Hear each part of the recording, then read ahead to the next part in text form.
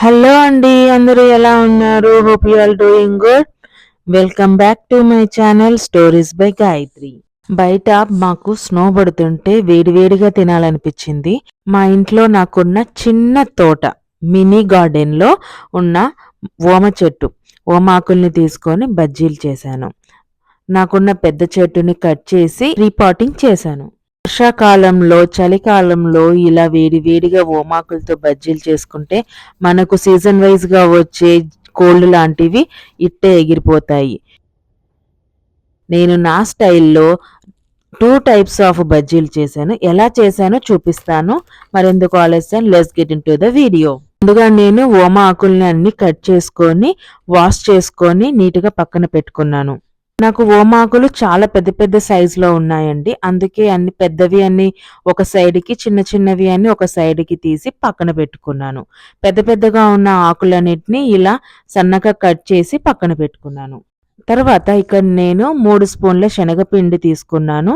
1 spoon cornflour, 1 spoon బియ్యం పిండి తీసుకున్నాను. బియ్యం పిండి, కార్న్‌ఫ్లోర్ వేస్తే బజ్జీలు క్రిస్పీగా వస్తాయి. తర్వాత నేను ఒక 1½ స్పూన్ జీలకర్ర యాడ్ చేస్తున్నాను. తర్వాత 1 స్పూన్ కారం, సరిపడేంత సాల్ట్ యాడ్ చేస్తున్నాను.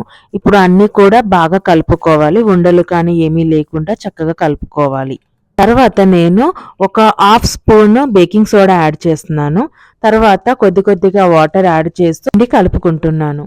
నేను ఇక్కడ సన్నగా కట్ చేసిన ఉల్లిపాయలు యాడ్ చేస్తున్నాను. నేను ముందుగానే కట్ చేసి పెట్టుకున్న ఓమా ఆకుల్ని యాడ్ చేస్తున్నాను. అన్ని బాగా కలుపుకొని పక్కన పెట్టుకోవాలి. నెక్స్ట్ నేను రెండో రకము బజ్జీల కోసం అనేసి పిండి తయారు చేస్తున్నాను.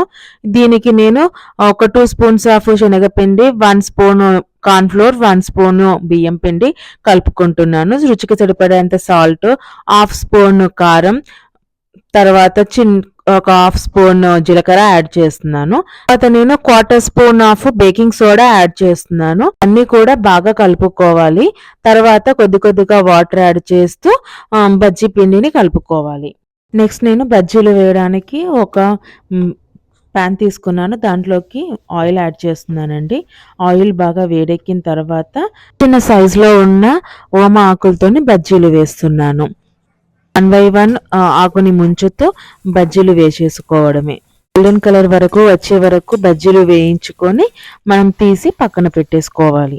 ఓమా ఆకు బజ్జీలు చాలా టేస్టీగా ఉంటాయండి. ఒకసారి మీరు ట్రై చేసి ఎలా ఉందో నా కామెంట్ సెక్షన్లో చెప్పండి. తర్వాత నేను రెండో రకం బజ్జీలు వేస్తున్నాను.